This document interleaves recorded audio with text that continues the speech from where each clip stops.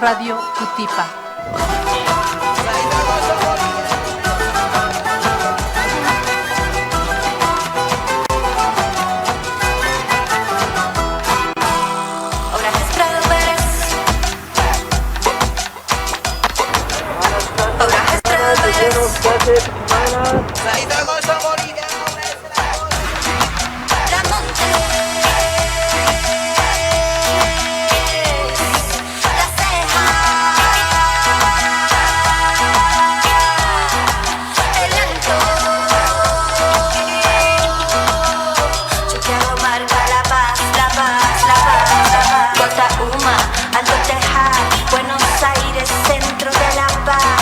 Chachicana, Pachumani, Chasquipampa, ahora Prado Pérez, Miraflores, Papajazi, Villa Copacabana, Chumani,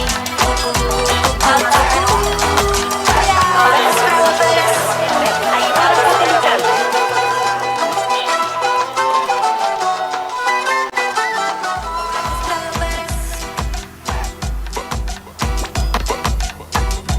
Bueno, ¡Hola! Qué pena que se terminó el feriado, ¿no? Jorge dice, antes de empezar el programa, estoy más cansado que antes del feriado, ¿no? Porque nos ponemos a hacer cosas, ¿no? ¿Qué tal el feriado, Cristian? ¿Todo Bastante bien, Cristian sí. Jiménez es parte de La Guarida. Gracias. Copropietario también. Y hoy con Cristian vamos a hablar de política. ¿Qué tal este feriado? ¿Cómo has estado? ¿Dando talleres? ¿Qué tal? Más bien en la Feria del Libro, un poco activo ahí, haciendo presentaciones, acompañando a autores. Bien. Pero ¿En qué también, textos has participado? ¿Qué presentaciones participaste?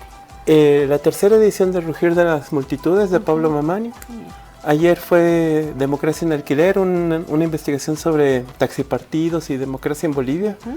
Y una novela que se ha reeditado, que es de 1921, de Gustavo Adolfo Otero, El Honorable Poroto se llama. Es una sátira política bien interesante. Interesante. Te cuento que nosotros también hemos participado como La Guarida en la presentación de este texto histórico que forma parte de la biblioteca Stronguista. Claro, qué bonito. Cañada Muy Strong. bien, Cañada Esta Strong. batalla que ha hecho brillar al país, Sí, ¿no? sí, sí. Cañada Strongest. Y también en la presentación de Arte Plumaria de nuestra amiga Alexandra Bravo, y hemos estado obviamente también con Bruno Patiño en la presentación de su último texto. Sí. Hay un movimiento en Y la otro feria. texto en el que estuvimos que estuvo presentándolo Carlos Mesa también. Sí, muy interesante, Del sobre Mariscal Andrés Santa Cruz. de Santa Cruz, sí. Un personaje maravilloso. Hay que hacer un balance, ¿no? Sí. Jorge de luto porque murió el papá de Messi, Claro. que creo que le duele como si fuera su papá. Jorge, una palabra sobre eso. Sí, o sea, primero porque Jorge Messi era un hombre joven, 68 años. Muy joven. Se ¿no? podía esperar, para lo que es la vida actual se podía esperar que viviera 20 Claro, años más. no, Claro. hoy. Eso por un Cristian, lado. yo voy a vivir 120 años, ¿te acordarás Claro. de mí? Segundo porque, o sea, Cáncer, dentro ¿no? de cáncer, dentro del ambiente se sabía que, ahí lo tenemos, con el padre y la madre a Qué Messi, ¿no? parecido al papá, me parece. Sí, muy parecido al padre. Y ¿cómo se llama? Todo el ambiente sabía, desde unos días antes del Mundial, de que estaba muy grave y que no se sabía si Messi iba a jugar el Mundial o no, por eso. Pero el padre quería que él jugara, ¿no? Y es como que le pidió al hijo que sí jugara y al destino que pudiera resistir hasta que terminara el Mundial. Buenísimo. Y él es un personaje clave. Todos los padres de estos jugadores que son ídolos han hecho mucho en general por sus hijos, como el padre de Pelé, Don Diño, como el padre de Diego Maradona, Don Diego. Pero en el caso de Jorge Messi, él largó todo y se dedicó a su hijo porque tenía un problema de crecimiento y medía siempre 1,30. Entonces buscó cielo y tierra para que un club lo tomara y a su vez le pagara el tratamiento de crecimiento. Y bueno, y después fue lo que fue, ¿no? Bueno, pero más allá de esto, futbolista o no futbolista, cuando no se tiene al papá, ahora vas a ver Messi lo que es vivir sin su papá. No lo sabré yo. ¿Tú tienes a tu papá? Sí, todavía sí, gracias contigo. a Dios, sí. Disfrútalo cada Sí. día. Ambos y ahí. tú no tienes a tu papá, ya sabes, como yo, lo que es vivir sin el padre, sin la figura del papá, cómo cuesta. Bueno, otra cosa que cuesta también es cumplir la tarea todos los días. Y yo agradezco el trabajo y la generosidad de Víctor Hugo Romero, que desde Cochabamba nos manda todos los días su propuesta. Esta es la propuesta. A ver, Dice, Jorge. 20 años. ¿Y al lado? Canten, carajo. Eso. ¿Por qué? Porque según Víctor Hugo Romero, en el 6 de agosto, el presidente Rodrigo Paz ha estado nuevamente con los 20 años del MAS. Y yo cada vez que escucho eso digo, son los 14 de Evo Morales, bien, mal. Es el año de Áñez, bien, mal. Y son los 5 de Arce, que creo que podemos estar de acuerdo en que mal, mal.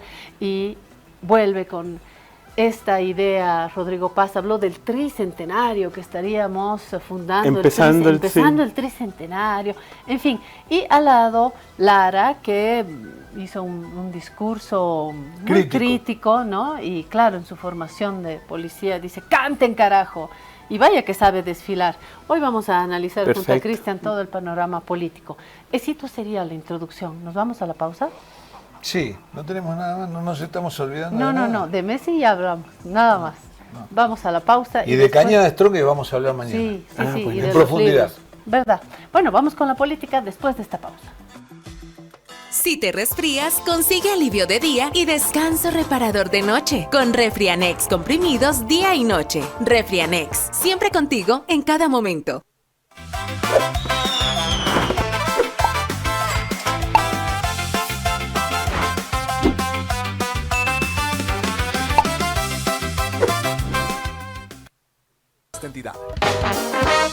Ahora estás viendo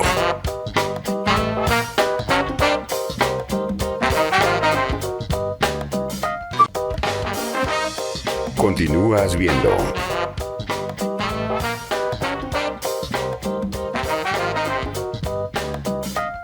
Si te resfrías, consigue alivio de día, descanso reparador de noche y fortalece tu sistema inmune con Refrianex sobres día y noche. Refrianex, siempre contigo en cada momento.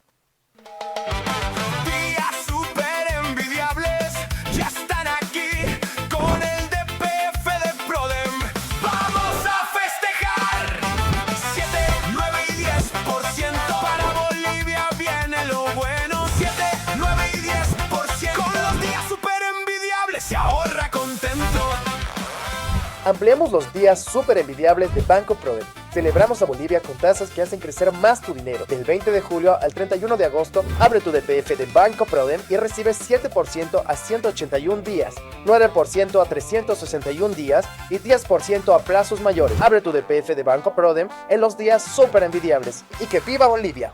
Banco Proden. Tasas de interés válidas del 20 de julio al 31 de agosto. Aplican condiciones. Esta entidad es supervisada por ASFI.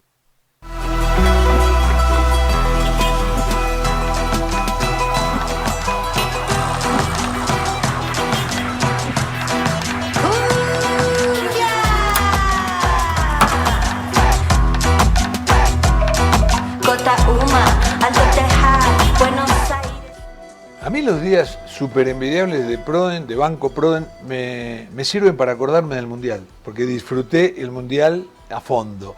Esos días super envidiables que fueron del 11 de junio al 19 de julio, Banco Proden los estiró hasta este 31 de agosto, así que tenemos tiempo para sacar un DPF, un depósito a plazo fijo con estos intereses que se mantienen y que son los mejores de plaza. 7% a 181 días, 9% a 361 días y 10% a un plazo mayor. Realmente es muy, muy seductor, muy atractivo. Hay ganas de salir corriendo a poner la plata en Banco Proden. Lo recomiendo y te lo recomiendo, Cristian. Sigue hasta el 31 de agosto, recordémoslo. ¿Y cómo hace Cristian para gestionar la plata? Estábamos comentando eso. Nosotros, profesionales, tenemos que buscar un trabajo en lo posible estable, pero si no hay el trabajo estable, hay que ir buscándose proyectos, cositas, ¿no? Ahí vamos. Y hay que tratar de ahorrar y trabajar la platita, ¿no? Ahora, no sé si el mejor refugio es comprar dólares, euros, ¿no, Cristian? ¿Cómo estás viviendo la crisis? ¿Batallando? Sí, cotidiana, diariamente en realidad, ¿no? ¿Verdad? O sea, con trabajos así, de a poco. Sí, y de hecho, uno de los rincones donde tú encuentras tu guarida, y eso es lindo, son estos talleres que tú das. Este último tiempo has estado también con talleres, Cristian, ¿nos cuentas un poquito antes de entrar en el océano político? Mil gracias. Sí, hemos estado dictando algunos talleres, sobre todo entre el teórico y práctico, para herramientas de escritura creativa, escritura terapéutica, novela de autoficción. Eso, y también para las novelas de época, ¿no? Sí. Donde Cristian te ofrece una formación para producir textos en un determinado tiempo, que requiere, por supuesto, la creatividad, el saber hacer de quien escribe, pero se necesitan también algunos marcos que nos pueden ayudar, ¿no? Sobre todo al momento de plantear la investigación del tema que vas a trabajar, ¿no? Y ahí ya se generan algunos instrumentos o herramientas que no son tan científicos, más bien más lúdicos, porque tienen que ver mucho con la imaginación y la creatividad, Totalmente. pero siempre anclados como en ejes de la realidad, a través de archivos, fotografías, notas de prensa que alimentan el contexto, y sobre eso ya vas creando personajes, tramas. Hay un género que a mí me gusta muchísimo, pero necesita también, además del saber escribir y la creatividad, el marco de base, ¿no? Es la biografía. ¿Tú pensaste, Jorge, alguna vez, por ejemplo, escribir la biografía de Messi, que es un personaje que te apasiona, que lo has seguido, que lo Sí. conoces? ¿Te animarías a escribir la biografía Sí, de Messi? es uno de los libros pendientes que tengo, ¿no? ¿Verdad? Tiene título y todo, ya ¿Ah, le sí? di el título. El uno de la historia. Qué bonito. Sí, y me encanta la biografía. Hice varias biografías La de Bocha, futbolistas. creo que es la que más se conoce, ¿no? ¿Cuál? La biografía del Bocha. Del Bocha, de Ricardo Enrique Bochini, que fue un genio del fútbol, que en la Argentina es un personaje nacional. Sí, hice Yo el Bocha, se llama, ¿no? En primera persona. Es hermoso hacer la biografía. A mí me encantaría hacer la biografía de diferentes personas. Tengo un amigo acá que tiene tanto para contar que él no la va a hacer, que es Guido Loaiza. Tiene unas vivencias extraordinarias como dirigente de fútbol, y las cosas que puede contar, porque además él es un gran contador, y además porque yo digo que toda persona que ha tenido una trayectoria en cualquier campo de la vida, ¿no? Una trayectoria tan vasta, tan importante, con tanto vericueto, debería dejar el testimonio para la postrimería, ¿no? Entonces, además yo le invito a todo el mundo, vos que estás en esto tenés que hacerlo también, invitar a todo el mundo a que escribe. La gente dice, ¿cómo escribo un libro? Bueno, hay que empezar por algo. Hay una técnica para todo en la vida, y yo digo, empezá por el primer pensamiento, por el primer recuerdo que tengas, la primera anécdota, una cosa que te venga fuerte para contar. Entonces empezás a escribirlo con tus herramientas, y luego se van sumando episodios, y luego se surce y se junta todo. Sí, pero ese camino es más intuitivo. Yo soy de la idea de tomar un taller con Cristian. Creo que hay herramientas. Obvio. Y voy a contar una historia que la contó Isabel Allende, que cuenta en una entrevista en CNN, me parece. Cuenta que estuvo en un cóctel, en una reunión, y se encuentra ahí entre la gente con un dentista, ¿no? Ah, ¿qué tal? ¿Cómo está Pepito Pérez? Yo, Isabel Allende. Y él le dice, ¿y usted qué hace? Isabel Allende le dice, bueno, yo soy escritora. Le dice, ¿no? Hace muchos años. ¡Ay, qué bueno! Le dice el dentista, qué maravilla. Y qué lindo encontrarla, porque ¿sabe qué? Le dice, cuando yo me jubile, quiero escribir. Entonces, en cuanto termine de recorrer mi profesión y de entrar ya a la etapa de la jubilación, yo quiero escribir una novela, es algo que lo tengo pendiente, le dice. Ah, qué bueno, le dice Isabel Allende. Yo también, le dice, cuando me jubile de escritora, voy a hacer tratamiento de conductos. Claro.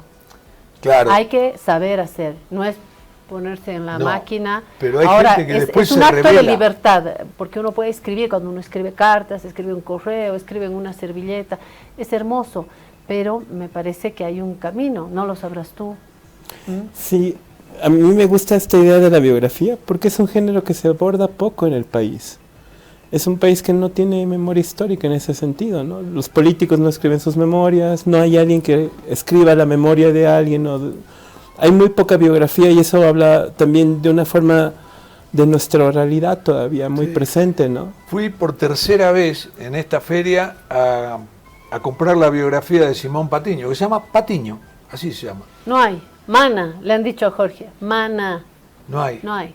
No hay, está totalmente agotada, ¿no? Y debe ser una cosa increíble ver la biografía de ese hombre que un día se encuentra con ese tesoro que se llamaba La Salvadora. La Salvadora. Y que se realmente transforma fue en la un Salvadora personaje. y el papel de doña Albina fue fundamental, ¿no? Claro. Bueno, como usted ve, estamos hablando de libros porque venimos de contagiarnos de estas presentaciones, de nuestro recorrido en la Feria del Libro. Creo que toca un balance, ¿no? Acá, en estos minutos, hemos traído nuestras recientes experiencias. Hay que hacer un balance. Pero no nos vamos a escapar del balance político que también hay que hacer. Este 6 de agosto hemos tenido, obviamente, el ritual de agosto en Bolivia. El primer 6 de agosto del presidente Rodrigo Paz y el vicepresidente Lara llegaron al primer 6 de agosto divorciados, en medio de disidencias, muy crítico el vicepresidente Lara y Rodrigo Paz con lo suyo. Han salido una serie de artículos, de análisis, porque dura así el discurso y luego los análisis se multiplican y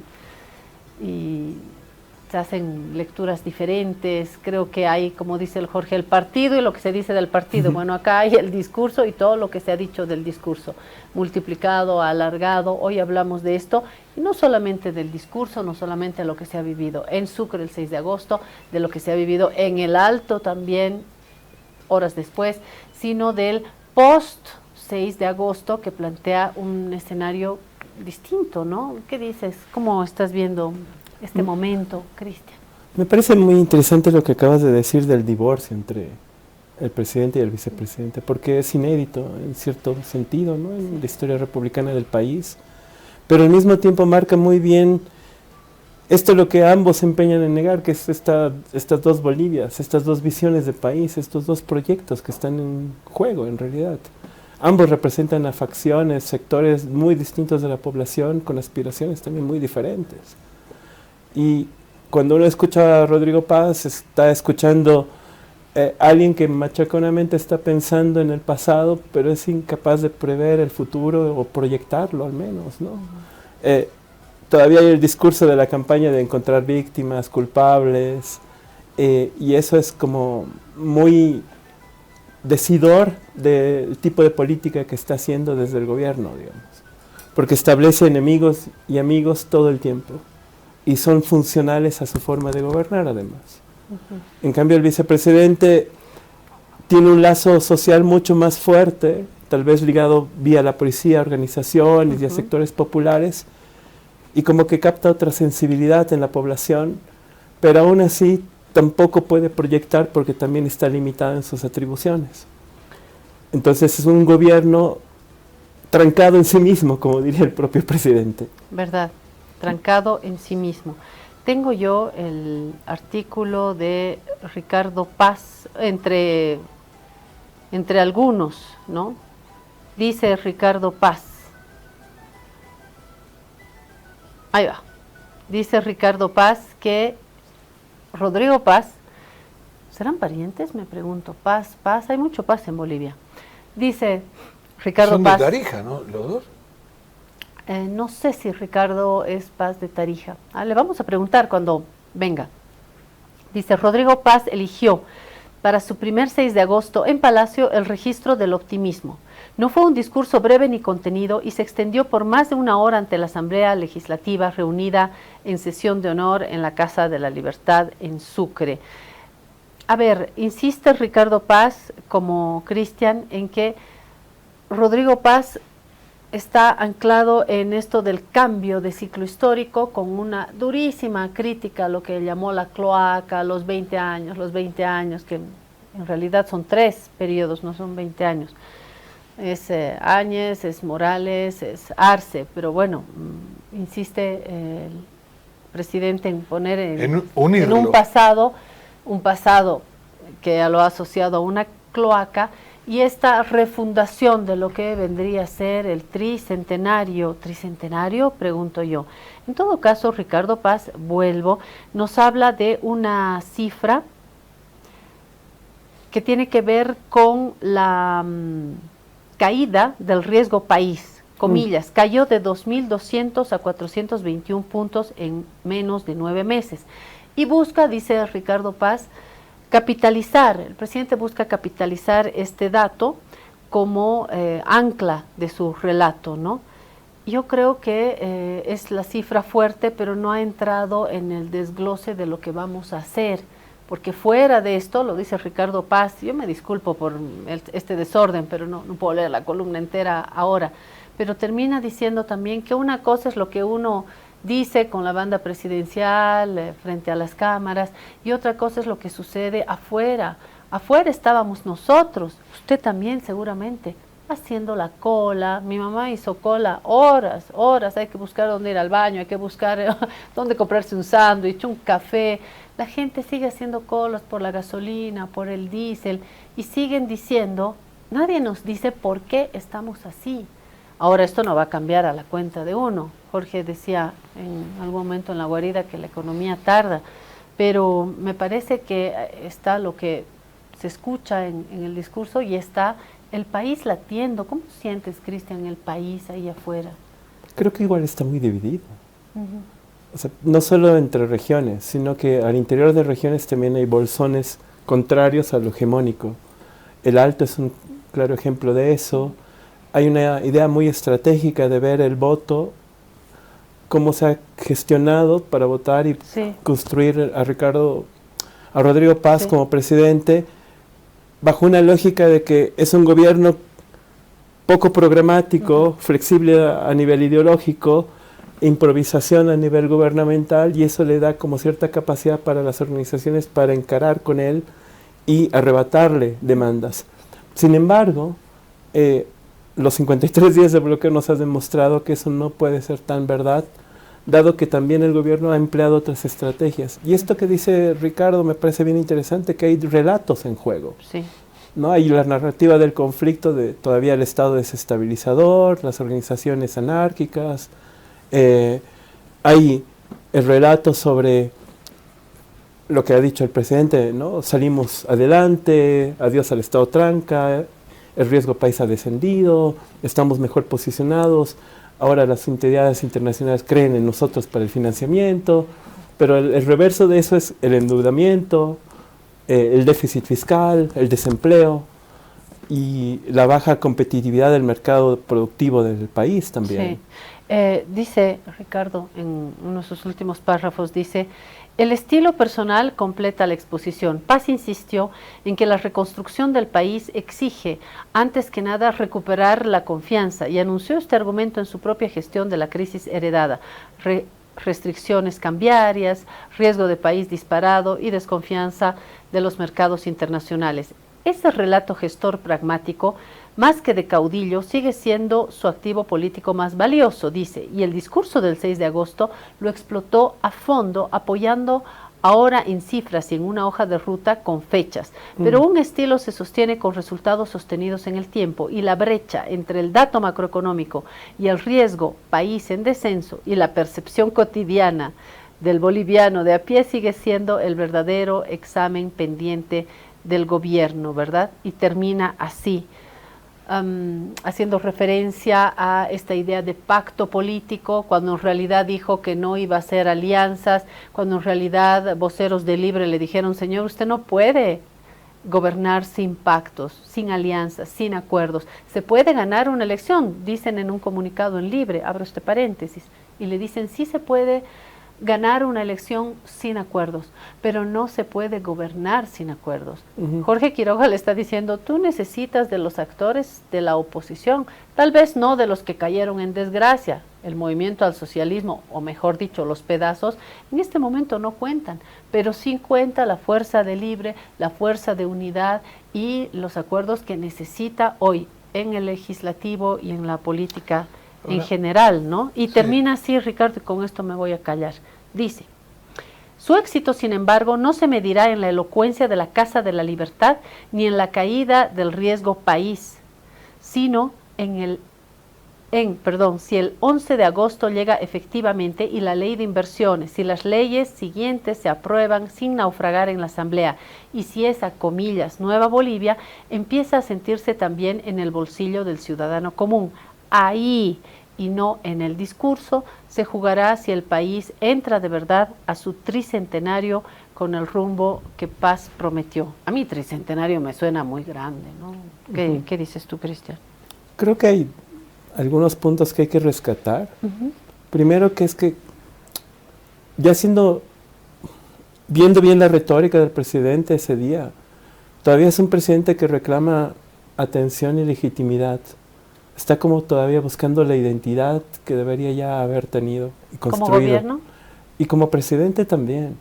Porque todo lo que está haciendo es, si hacemos una semejanza, es como alguien que está pidiendo a gritos que lo quieran y diciendo cuáles son sus virtudes, pero de forma solo retórica. Yo puedo hacerte esto, puedo darte aquello, puedo generar aquello. Pero en los actos, más bien las acciones contradicen la retórica.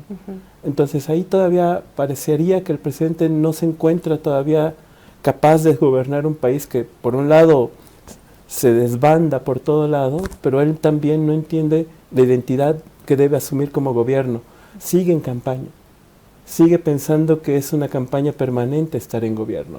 No es la vieja propaganda política del comunismo, del viejo socialismo, sino que ahora su necesidad es, hay que decirlo, a falta de un programa de gobierno estable, coherente y concreto, lo que hace es reclamar identidad todo el tiempo. Sí. En el Alto, no sé si escucharon algo, en redes muchísimo, en la escena de los medios tradicionales menos, pero en las redes sí hubo más comentarios sobre el abucheo en el Alto, la gente que sobrepasó los límites que se habían estipulado, porque obviamente en el Alto querían entrar, yo creo que más que escuchar al presidente, a ver a su tío, a su hermano, a su hijo desfilar, ¿no? En ese día, en ese lugar, y parece que hubo un momento de tensión respecto de la presencia del presidente. ¿Estoy exagerando? ¿Qué escuchaste tú, Cristian? Básicamente lo mismo, pero creo que la percepción social es que es un presidente que ha perdido legitimidad social. O sea, la base social, identitaria, ya no está con él. Se ha desgastado muy rápido, no tiene la credibilidad con la que empezó. Lo que quiere decir que el margen de acción también se le va reduciendo, ¿no? Su ventana de oportunidades es menor, en tanto tiene menores capacidades de movilizar a la gente. Estas mayorías silenciosas de las cuales se habló en algún momento ya no están con él. Ahora, yo me pregunto cómo sería el humor social si desde el primer día o desde el primer mes, digamos, hubiese habido provisión de gasolina, ¿no? De combustible. ¿Por qué? Porque eso le molesta muchísimo a la gente. Es el tema de mayor irritación dentro de este gobierno. Y el sábado se cumplieron 9 meses de gobierno. Entonces, es un tiro tras otro en el pie. Totalmente. Cada vez que pasa un mes, la gente dice, ahora ya se cumplieron 8 meses y no hay gasolina. Se cumplen 9 meses y no hay gasolina. Se cumplen 10 meses y no hay gasolina. Y el gobierno no explica por qué. No logra explicar por qué. Porque no tenemos plata, porque no nos venden, por lo que fuere. Pero a la gente le encantaría saber cuál es la verdadera razón de por qué no hay. Y por qué no se lo dice el gobierno. Esto lo dice Jorge, pero lo dicen también los radiotaxistas, los minibuseros. ¿Por qué no nos dicen qué está pasando? ¿Por qué no nos dicen? Y a lo que voy, es que ¿cómo podés meterte un gol en contra tras otro con el tema de la gasolina? Por un tema que se puede resolver. En todos los países, hay 211 países en el mundo, 210 tienen gasolina. Claro. Y este no tiene. ¿Y por qué? Y en un contexto de estado de excepción. Claro, entonces si la cuestión económica está mejorando, ¿por qué no podemos tener gasolina? Hay otro texto en Último Minuto, también, en el mismo sitio donde encontramos el texto de Ricardo Paz, es de Gonzalo Chávez, economista, que dice: discurso presidencial, cuando el espejo aplaude, pero los bolsillos protestan. ¿Les leo 5 Dale. líneas? Los discursos presidenciales tienen 2 vidas. La primera ocurre mientras el presidente habla. La segunda, mucho más importante, comienza cuando el ciudadano sale a cargar gasolina, intenta comprar dólares, hace un trámite público o simplemente abre la billetera. Es allí donde la realidad decide si el discurso fue historia o solamente oratoria. Durante varios días se anunció un discurso que, según algunos entusiastas, partiría en 2 la historia política del país. Al final no hubo terremoto institucional, hubo algo bastante más conocido: vino viejo servido en botellas recicladas.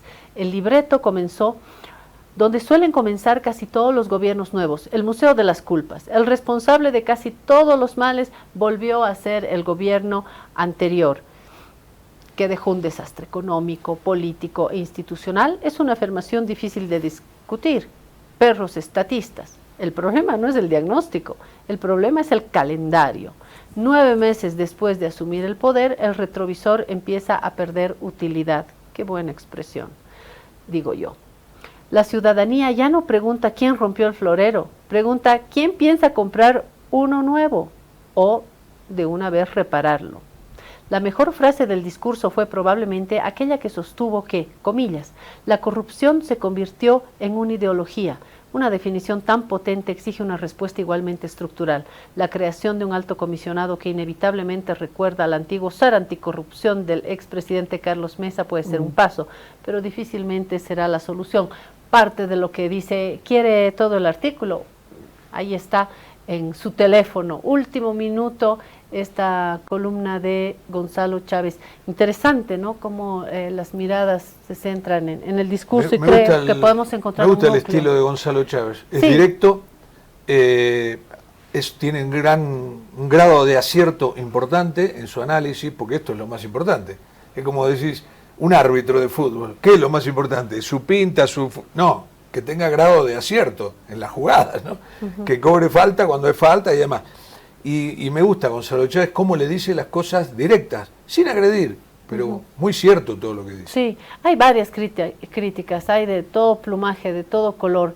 La pregunta, y Cristian, ¿cómo miras tú, Cristian, te hago la pregunta a ti ahora, este momento post 6 de agosto? Ya se ha criticado, ya se ha alabado a Rodrigo Paz, a Edman Lara, y el desfile, el himno, ya está, agosto queda hacer una mesa de agradecimiento a la Pachamama y desear mejores días, pero el panorama político plantea también un post-agosto, porque se fue el tío, no el tío Sam, ese está bien sentadito ahí, el tío Samuel, ese se fue con sus fichas clave, está libre de toda culpa en este gobierno, porque siempre mantuvo las distancias, y Jorge Quiroga y otros voceros estuvieron muy críticos y lo siguen estando hoy con la corona en la gobernación de Santa Cruz. El MAS, ahí está todavía en su rincón de derrota, y Samuel Doria Medina siendo cada vez más crítico. Entonces, ¿a quién va a invitar a su cumpleaños Rodrigo Paz? ¿Con quién va a gobernar? ¿Qué va a pasar en la asamblea? Las leyes. ¿Crees que se vuelve un tiempo interesante ahora, con desafíos? ¿Cómo lo ves? Se solía decir que tiempos interesantes eran los que propiciaban la revolución y las crisis de transformación social, ¿no? Creo que puede haber algo de eso. Y sobre quiénes van a estar invitados al cumpleaños, creo que cada vez va cambiando la invitación y la fecha. Muestra de eso es el cambio permanente de gabinete, ¿no? Ministros entran, salen, se reducen, se achican, y eso también marca una improvisación muy fuerte en la gestión. No hay un programa de futuro de qué país queremos, qué país necesitamos y cómo podemos abolir el estado tranca tan mentado y tan culpable de todos los males en la historia del país. Primero, que hay una tibieza muy fuerte a la hora de realmente proponer un programa político y económico al país, por miedo a que el país se levante, tal vez, y termine en algo que ellos no desean, que es la sucesión constitucional o adelanto de elecciones. Y por otro lado, vienen postergando, pero reiteradamente, también la reforma educativa, ¿no?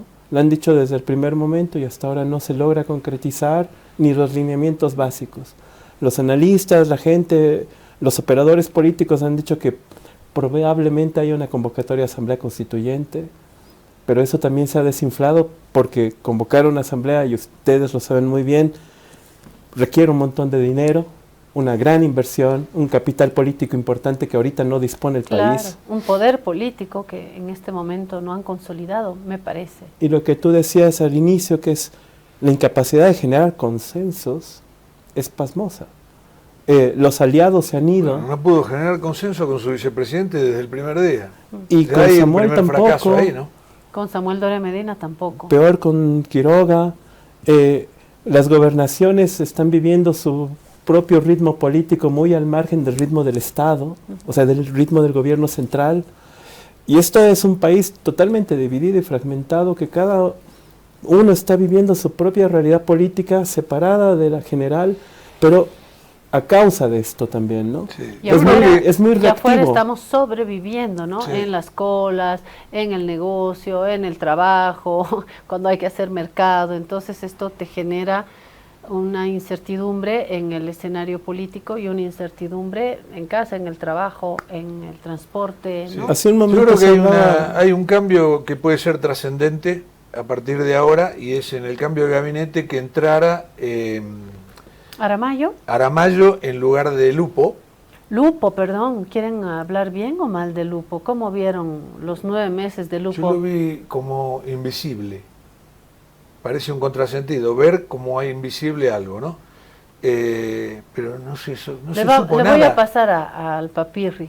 Lo he visto invisible. Lo he visto invisible, se le Está vamos a bien. pasar la Lupo fue el metafísica. operador en realidad de todo. Pero ¿por qué? Claro, se supone. Pero ¿por qué creo que puede ser positivo? Porque Aramayo es un hombre enérgico, ¿no? Y muy hiperactivo, me da la impresión, todo lo contrario de Lupo. Y bueno, como todo pasa por el Ministerio de la Presidencia, es posible que le dé un dinamismo que no tenía la acción de gobierno. Y hay que ver cómo queda también la Cancillería, porque al Claro. salir Aramayo deja un canciller que ya ha sido acusado de masista, que de dónde salió. ¿Qué dices tú del nuevo canciller? Creo que al inicio del programa se habló de el padre Messi fallecido y la orfandad. Creo que la palabra orfandad es la que casa perfectamente con lo que vive la sociedad hoy en día. Está huérfano de un gobierno. No hay un gobierno que esté presente. No sé si ustedes recuerdan el 2004, cuando Mesa ya era presidente, se hablaba mucho de este vacío de gobierno, ¿no? De que el presidente tenía que encarar a la sociedad y decirle cosas. Mesa lo hizo, y eso es justamente lo que está faltando hoy. Decir, bien, el país está en crisis y esto se tiene que hacer. Y las consecuencias las vamos a asumir. El presidente Rodrigo Paz no lo está haciendo, creo que por falta de apoyo social y político al interior del gabinete, y por eso el recambio permanente de figuras y fichas al interior del gabinete para recomponer una fuerza política que no tiene. Bueno, otro punto que ha sido muy debatido, sobre todo en el mundo de la actividad turística, en el mundo artístico, es cortarle la cabeza, por lo menos en la estructura de la institución, al turismo y a las culturas en plural, ¿no? Se han levantado varias voces y yo no sé si el cortar estos pedazos, además de ahorrar, nos permite crecer o no. ¿Cuál es tu mirada? Creo que tú vienes más bien del mundo del arte, ¿no? De la Sí. escritura. ¿Te Sí, tocó, sí. te chocó esto? A mí me parece un contrasentido total. Mientras el presidente está abogando por vengan a invertir, rompe culturas y rompe turismo. ¿Cuál otro llamador social y económico existe para un país si no es el turismo, ¿no? La marca país, la reserva, la diversidad, la cultura, son las vitrinas a través de las cuales nos mostramos y exportamos lo que tenemos y producimos, más allá de mercancías y objetos, Ajá. ¿no? Entonces dice, muy bien, vengan al país a invertir, pero tampoco saben cómo explotar qué países. A eso me refiero cuando el propio presidente desconoce profundamente el país y desconoce profundamente toda la diversidad que contiene. Creo que está cegado en esta retórica de los 20 años de lo plurinacional Y a nombre de eso no existe nada más que una matriz económica que él llama inversión extranjera.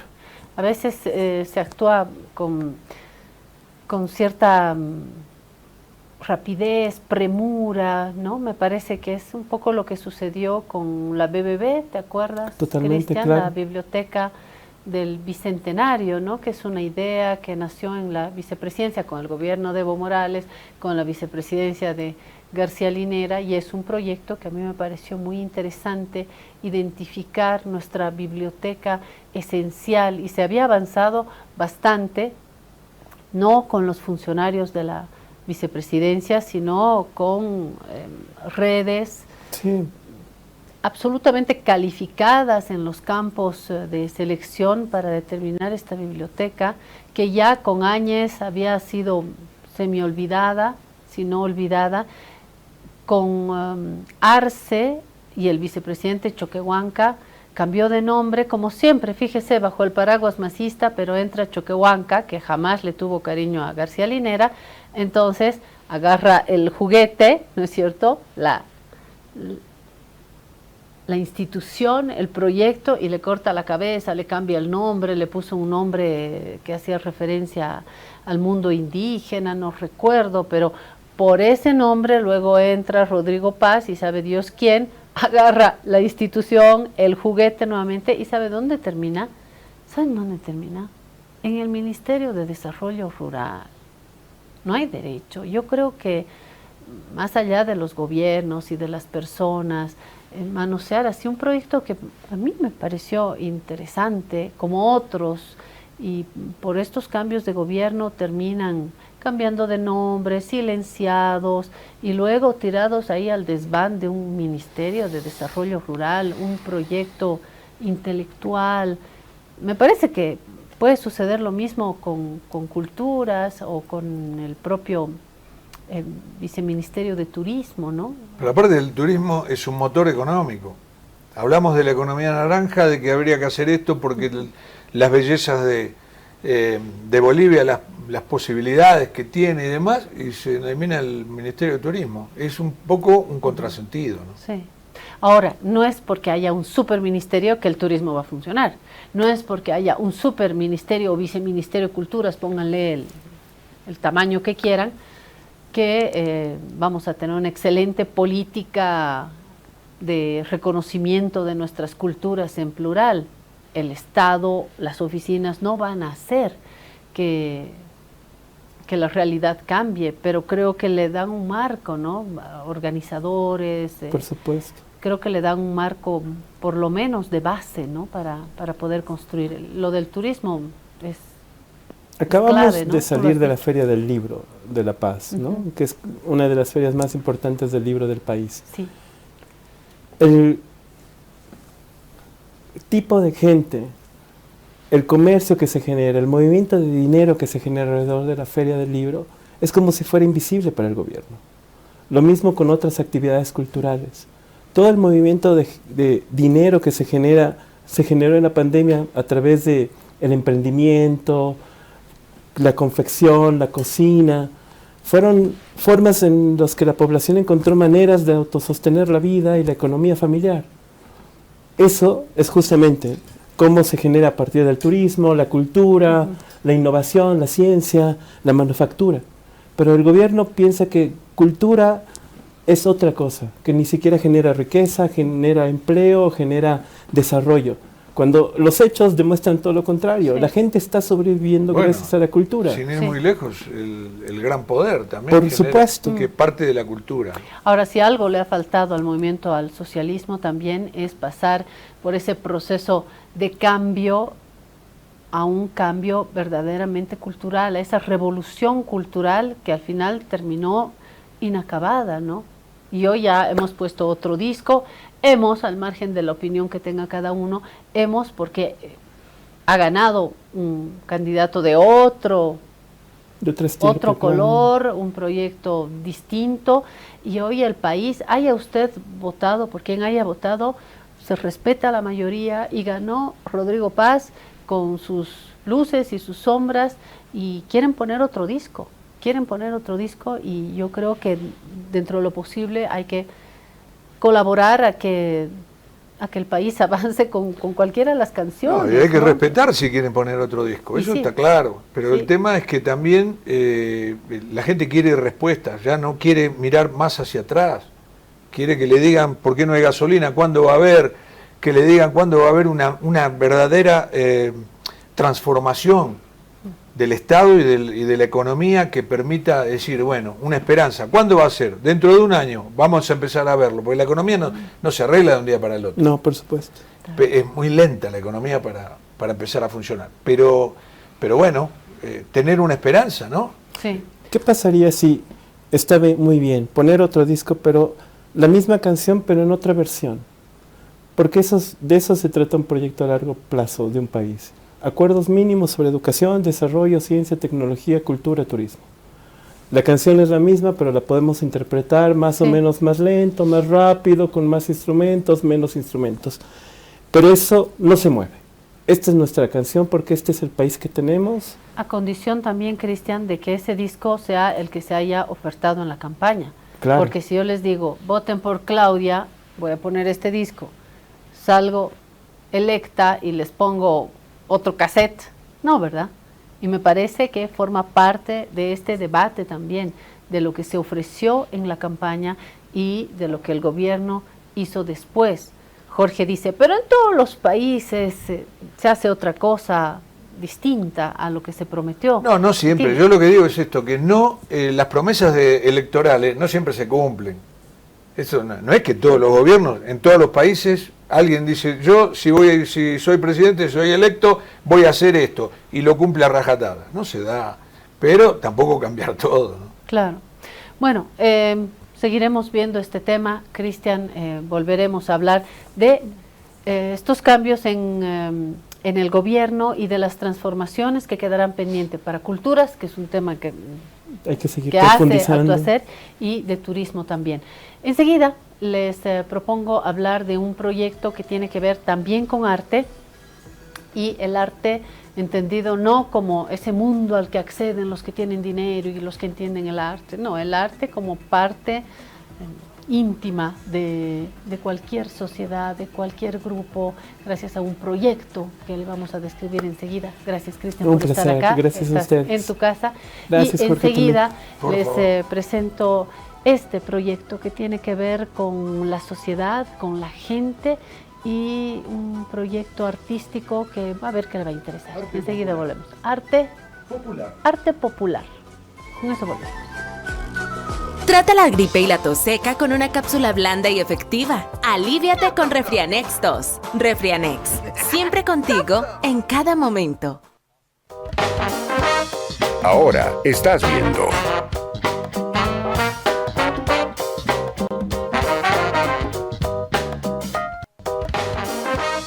Continúas viendo.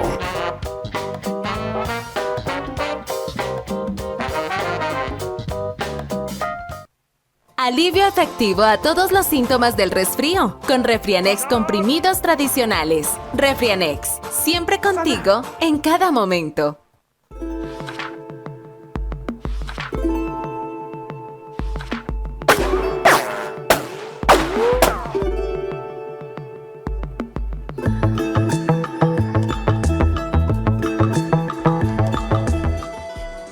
Bueno, Bonnie and Clyde, te gané.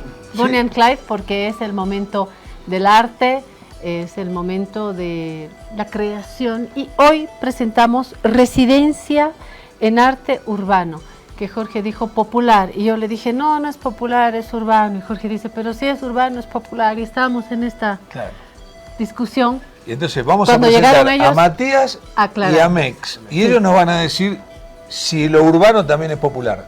Matías. Buenísimo, ¿cómo están?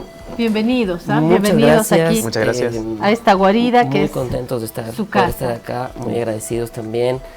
Yo creo que sí es urbano, es popular, porque hay algo que tiene el arte urbano que democratiza el arte, ¿no?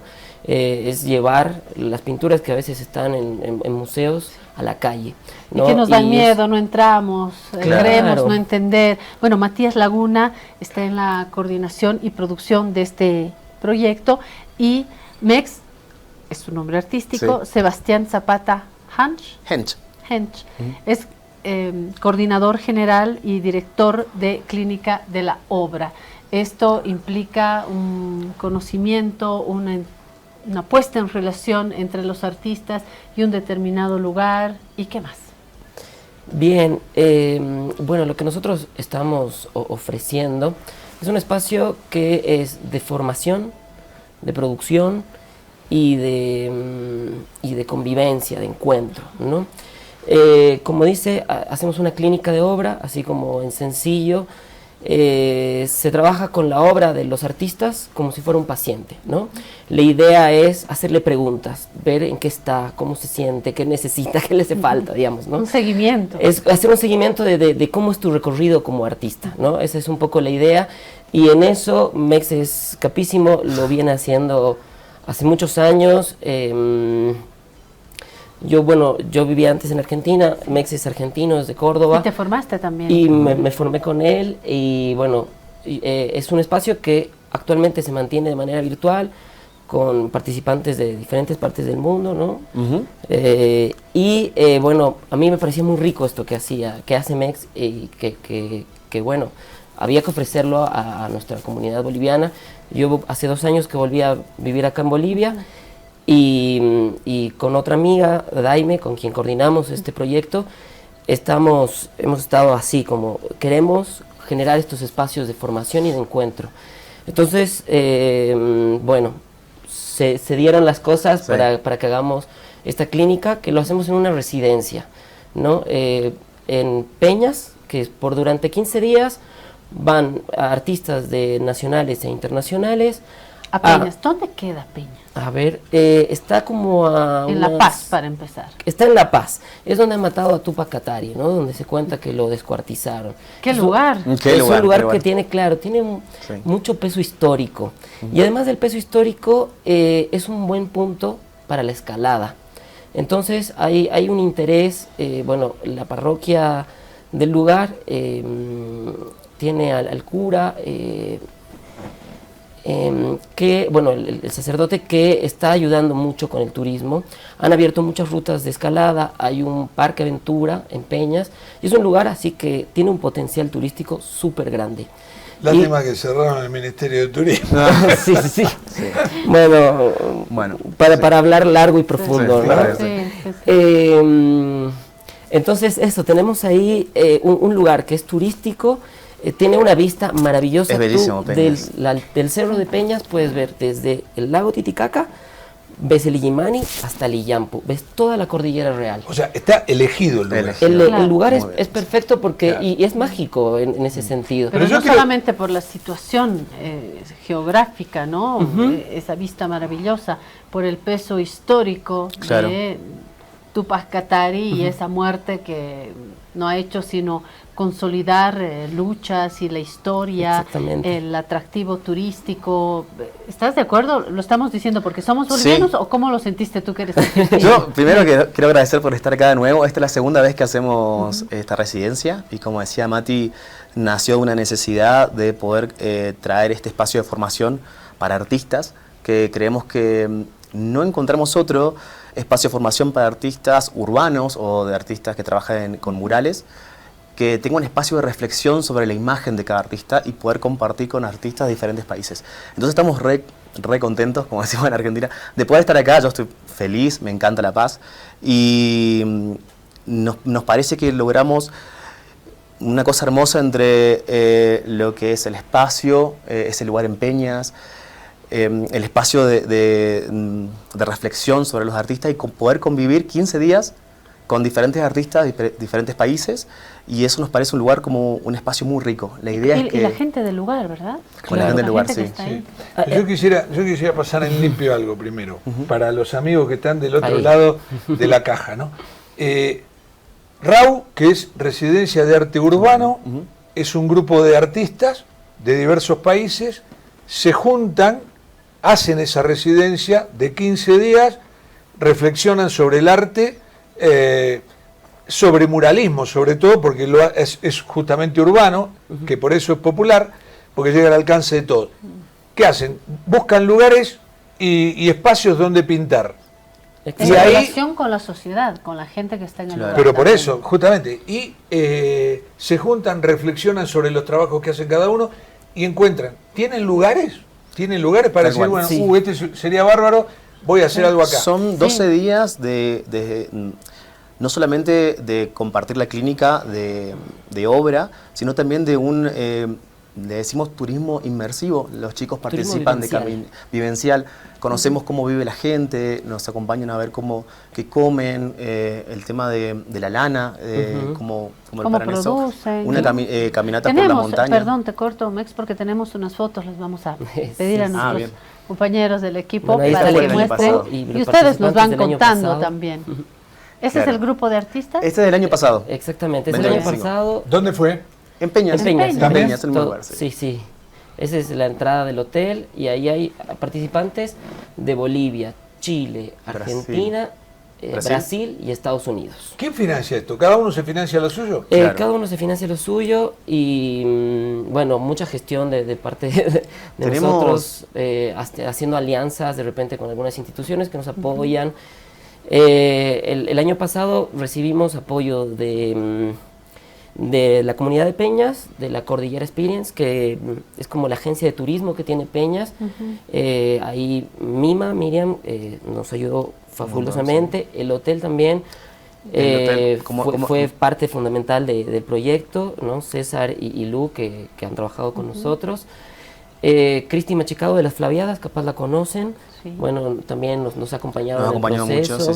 sí, Lo ha recibido a Mex. Sí, en la Así casa de que, la nada, Excelente. nosotros súper agradecidos. Y hay murales, les vamos a pedir también a nuestros compañeros que nos ayuden. Gracias, ahí están algunos. Ahí está en proceso, ese es el que yo he pintado justamente.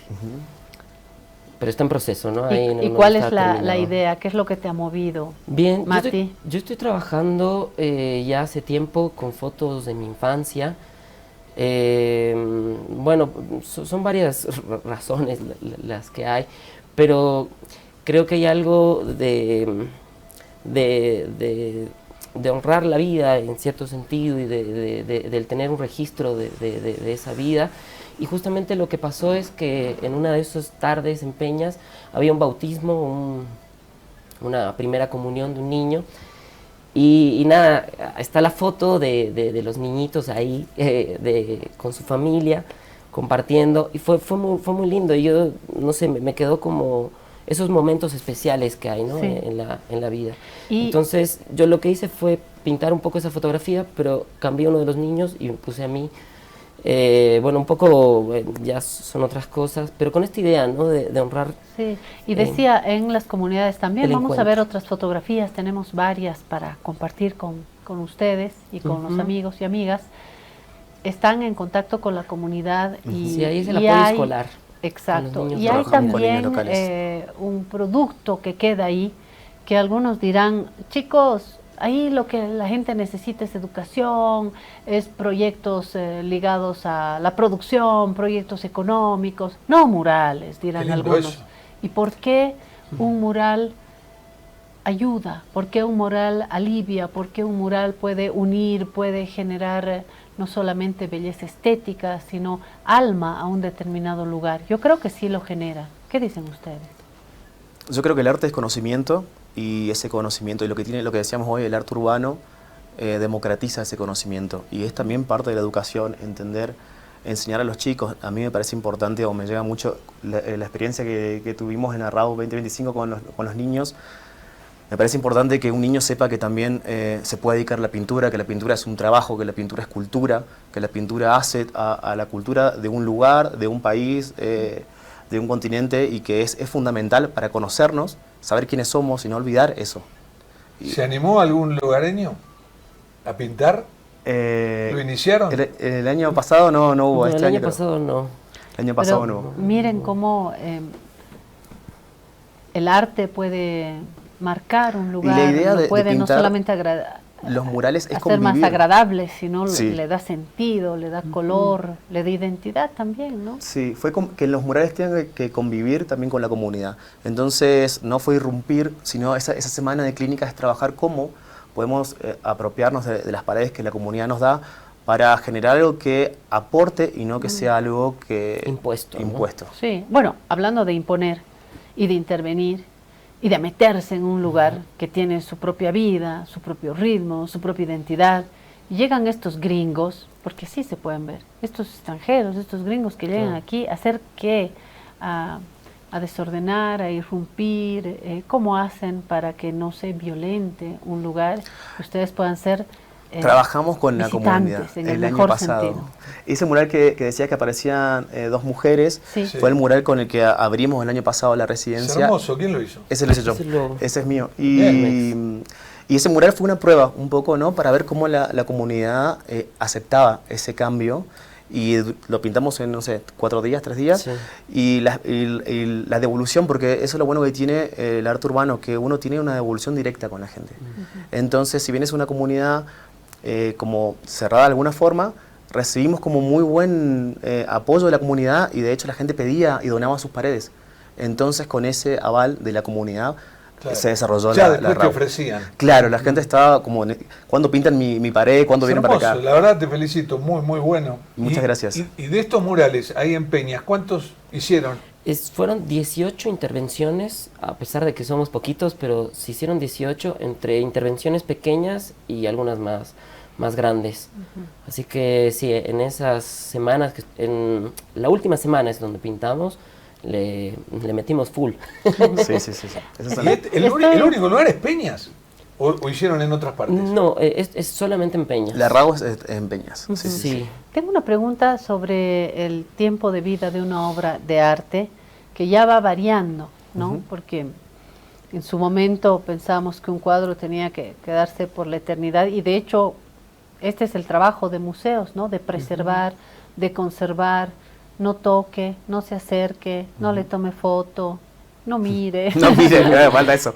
Y acá en el mural Esto- está ahí, y si alguien está pasando con su taza de café y lo empujan y echa el café sobre el mural, eso va a pasar, creo que es parte de la vida y de la función Sí. de esta obra. Le da una pedrada Sí, y desportillan un muro. El mural forma parte de la vida de la comunidad o de la ciudad donde está y para mí como docente siempre planteo esta pregunta, ¿no? La vida del mural o si el mural tiene que vivir para siempre o si tiene una vida útil, corta, que el mural siempre se adapta y va cambiando con el tiempo, el sol hace su efecto sobre el mural También. y para mí personalmente como persona especializada en pintura, me parece que eso enriquece al mural porque es algo que va cambiando con el tiempo y que está por un cierto tiempo y luego no está. Entonces es invitar a la gente a que lo pueda disfrutar mientras ese mural está ahí. Después puede cambiar por el tiempo, por otras pintadas, por pintadas políticas, porque en la ciudad o en el pueblo pasan muchas cosas. O Como porque la se vida derrumba, misma, ¿no? como la vida misma. Y esa es la belleza del arte urbano, lo efímero. Eso efímero yo creo que no es negativo, sino que es positivo. ¿Cuánto dura ese mural de las dos mujeres? Por Ese ejemplo, mural está protegido, está barnizado y está sobre una pared que no tiene ningún inconveniente de humedad ni nada. Y ese mural por lo menos dura 10 años. Que es un segundo para una obra de arte, Es un ¿no? segundo, ¿no? Sí, es un Sí. segundo. Pensando. Sí. Y han participado artistas de distintas nacionalidades, ¿no? Bueno, Mati es boliviano, tú eres argentino. Entiendo que habían artistas brasileños, o hay, porque esto está en Sí. curso, ¿no? Se abre una convocatoria al principio de año para la RAU y es una convocatoria internacional para artistas que estén interesados en trabajar su imagen y el arte urbano. Y el año pasado hubo artistas de Brasil, de Chile, de Argentina, de Estados Unidos y ¿estoy dando algo? Y acá de Bolivia. Y este año tenemos artistas de México, de Chile, de Argentina, de Bolivia Y Ecuador.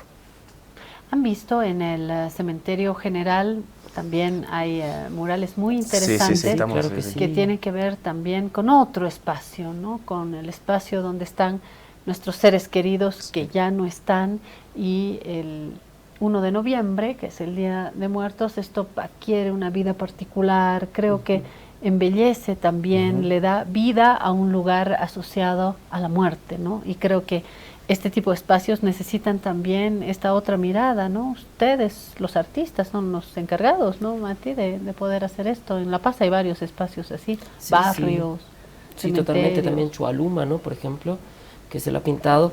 Yo... ¿Dónde queda Chualuma? A ver, cuéntale a Jorge que... Chualuma, ¿no conoces Chualuma? De Bueno, momento. No sé si se han tomado el teleférico rojo, Sí. ¿no? De la estación del cementerio subiendo hacia la 16 de julio, pasamos por un barrio que está todo pintado de colores. Lleno de colores. No sé si tienes algún recuerdo así, Jorge. Subiendo en el teleférico hacia el alto y hay un barrio pintado de muchos colores. Sí, eso Eso me es acuerdo. Y Eso es. en ese barrio, claro, se pintó, bueno, con un estilo particular, pero también muchos artistas hicieron intervenciones, ¿no?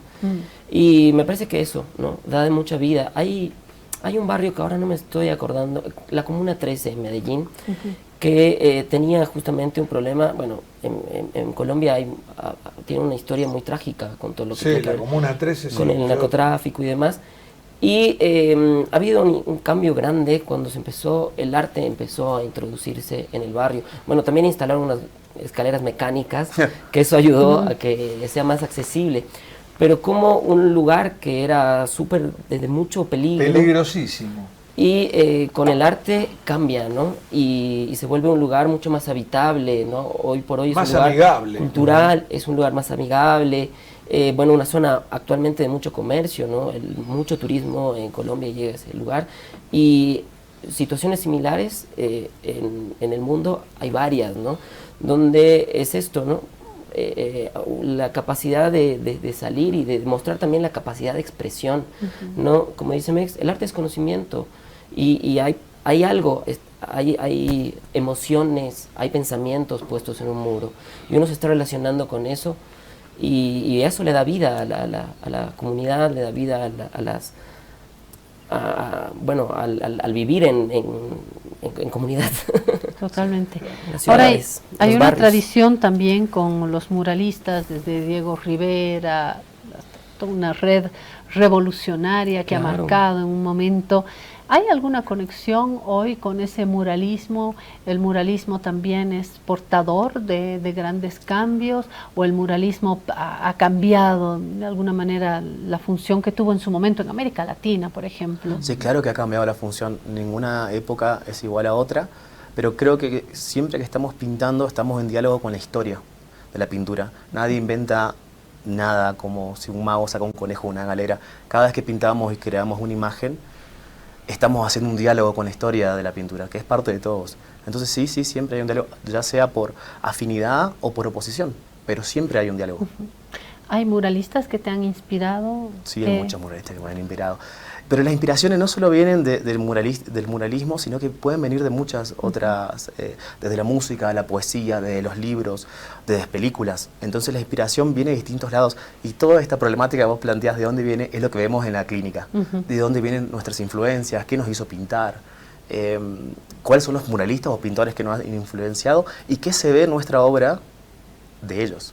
¿Cuál es el diálogo que hacemos? Y qué es lo que aporta cada artista, ese condimento que puede aportar a la pintura.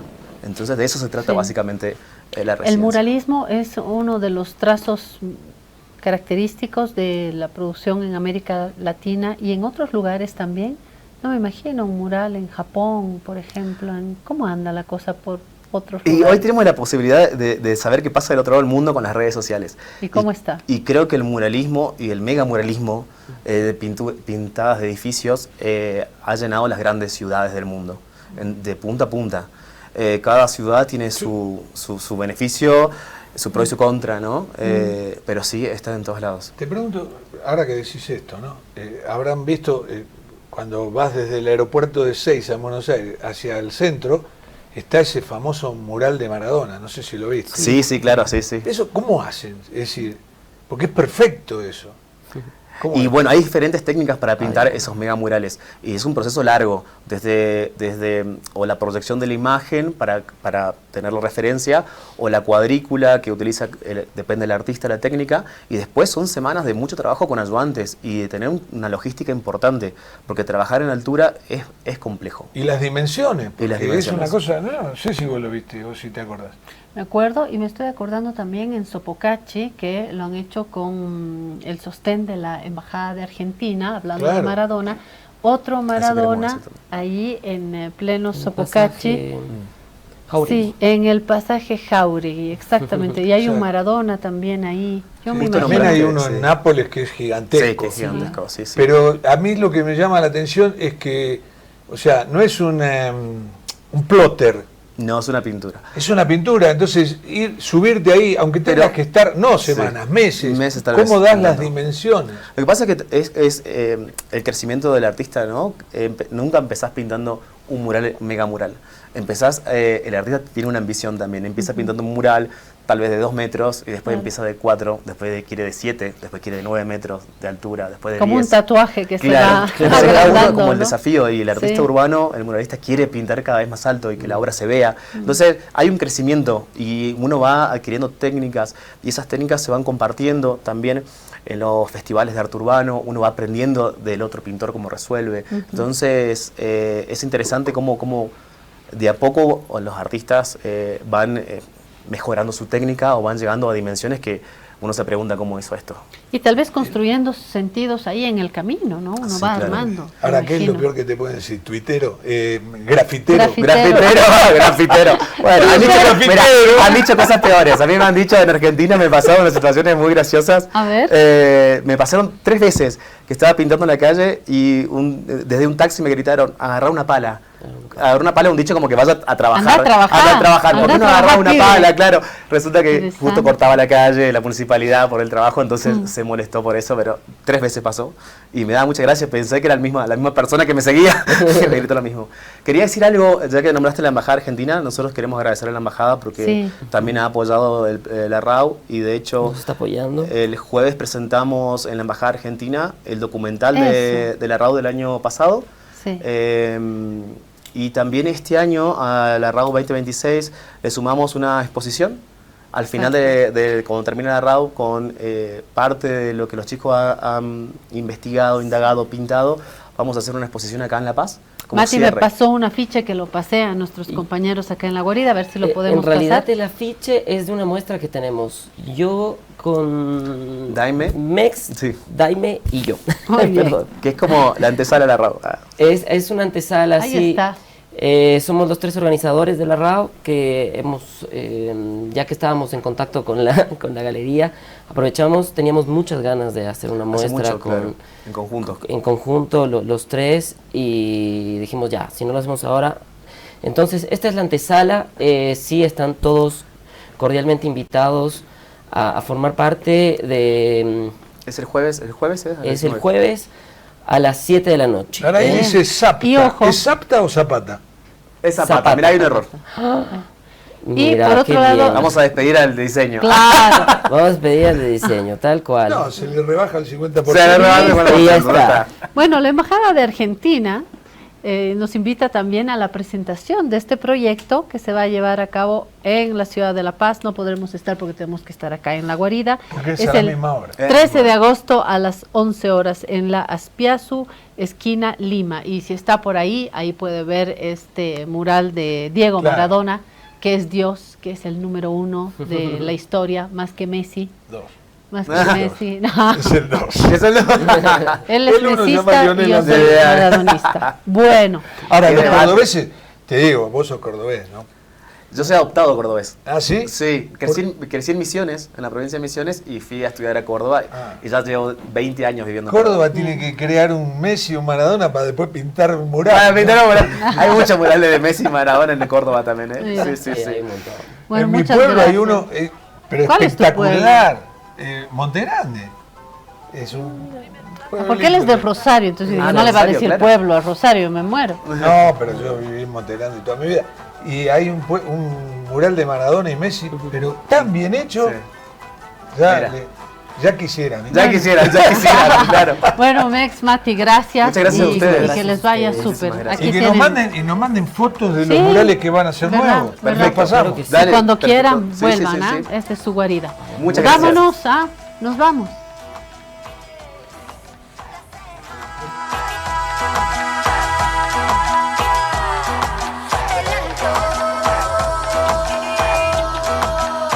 Yo quiero marcar la paz, la paz, la paz, la paz. Cotahuma, Alto Tejar, Buenos Aires, centro de la paz.